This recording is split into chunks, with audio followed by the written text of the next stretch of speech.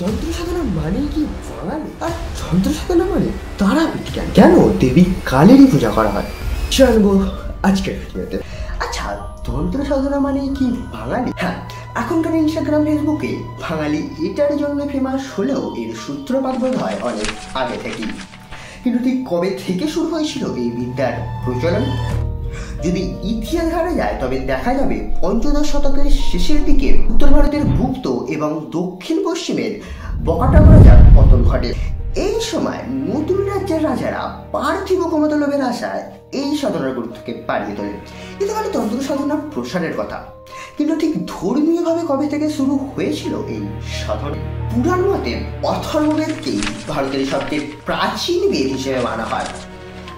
এই বেদে যেমন ধর্মকর্মের কথা বলা হয়েছে, অন্যদিকে সাধু টোনার বিষয়েও বলা রয়েছে। আবার অনেকেই মনে করেন ইন্দ্রের মায়া জানি নাকি এখনকার তন্ত্রবিদ্যার পরিবর্তিত রূপ।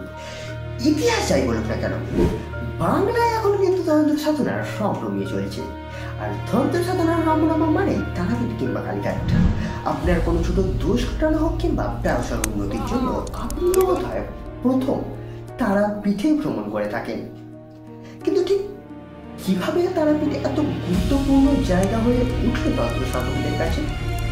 আবার যদি ইতিহাস ঘাটা যায় তবে চোখে পড়বে ঋষি বশিষ্ঠের কথা। হ্যাঁ, প্রভু রামের গুরুদেব ঋষি বশিষ্ঠের কথা। 51টি শক্তিপীঠের মধ্যে অন্যতম শক্তিপীঠ তারাপীঠকে তিনি তার সিদ্ধি লাভের জন্য প্রধান জায়গা হিসেবে বেছে নিয়েছেন। প্রথমে বৈষ্ণব মতের সিদ্ধি লাভে ব্যর্থ হলে তিনি যান তিব্বতে তন্ত্র সাধনা শিখতে। তারপর আর কি, তন্ত্র সাধনার দ্বারাই তিনি তারা মায়ের কাছ থেকে সিদ্ধি লাভ করেন। এরপরেই 51টি শক্তিপীঠের মধ্যে তারাপীঠ এক অন্যতম শ্রেষ্ঠ শক্তিপীঠ বা তন্ত্র সাধনার মূল আত্মঘর হিসেবে আত্মপ্রকাশ করেন। তারাপীঠ বা অন্যান্য শক্তিপীঠে কিছু তন্ত্র সাধনার নামে যে নোংরা কার্যকলাপ চালানো হয় তা কতটা সাধনা এর সন্দেহ তো রয়ে যায়। কারণ তন্ত্র সাধনাকে আবার দুই ভাগে ভাগ করা হয়। এক হলো দক্ষিণাচার এবং অন্যটি বামাচার। দক্ষিণাচার প্রধানত শিক্ষিত ব্রাহ্মণ পণ্ডিতরাই তাদের সিদ্ধি লাভের জন্য এই সাধনা করে থাকে। অন্যদিকে বামাচার সাধকরা নিম্নমানের সাধনার দ্বারা ভূত প্রেত পিশাচ বা অপশক্তির পূজা করে থাকেন। তারা গ্রাম বাংলায় প্রধানত ওঝা বা গুণিন নামে পরিচিত। এদের মূল লক্ষ্য হলো অন্যের কোনো সাধনার দ্বারা নিজের ক্ষুদ্র কার্য সিদ্ধ করা। এদের তন্ত্র সাধনায় ব্যবহৃত উপকরণেও বিভিন্ন ফারাক দেখা যায়। এখানে দক্ষিণাচারী সাধকরা মদ, মাংস, মৎস্য, মুদ্রা এবং মৈথুনের মতন বিভিন্ন দ্রব্য ব্যবহার করত। এখানে মদ, মাংস, মৎস্য তো আপনারা বুঝতে পারলেন, বাট মৈথুন জিনিসটা কি জানেন কি? মৈথুন হলো দেবী বা নারীকে কামরসকে বোঝানো হয়। যা ছাড়া এই দক্ষিণাচারী তন্ত্র সাধনা কিন্তু অসম্পূর্ণ। অপরপক্ষে বামাচারী সাধকরা প্রধানত নর কঙ্কাল, রক্ত এবং নরখুলি ব্যবহার করে থাকে। ফলস্বরূপ আজ যে জাদু এককালে সাধনায় ব্যবহার হতো তা আজ কালা জাদুর নাম পেয়েছে। আচ্ছা, সে ভাই পাক, কিন্তু যখন এই কালা জাদুর কথা আসে তখন ট্রেন্ড বা সেই অ্যাডভার্টাইজমেন্টকে আমরা ভুলি কিভাবে? যেমন ধরুন বন্ধন ক্রিয়া। এই ক্রিয়ার দ্বারা আপনার উন্নতির বিপথে বন্ধন দেওয়া যেতে পারে। যেমন ধরুন আপনার চাকরিতে উন্নতি হচ্ছে না, তো হতে পারে বন্ধন ক্রিয়া আপনার উপরে অ্যাপ্লাই করা হয়েছে, অথবা আপনার বিবাহ বন্ধন এখনো সম্পন্ন করতে পারে। তো এটাও হতে পারে যে এখানেও হয়তো বন্ধন ক্রিয়া দ্বারাই আপনার বিবাহকে বন্ধন নিয়ে রাখা হয়েছে। কি ভাবছে এসব আবার কি এখানেই শেষ না, এছাড়াও রয়েছে মোহন ক্রিয়া, যার সাহায্যে আপনারা সহজে অন্যের মনকে নিজের কন্ট্রোলে রাখতে পারবেন। শুনে অবাক হচ্ছেন নাকি? তারা এখনো অনেক বাকি।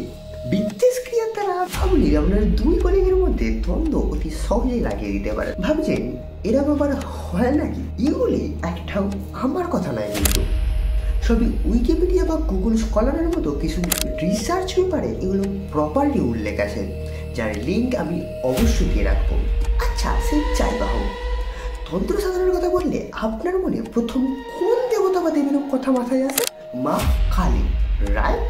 কিন্তু কেন মা কালীর নামে কেন আপনার মাথায় আসে? এই রহস্য বোধহয় ইতিহাসে লুকিয়ে রয়েছে।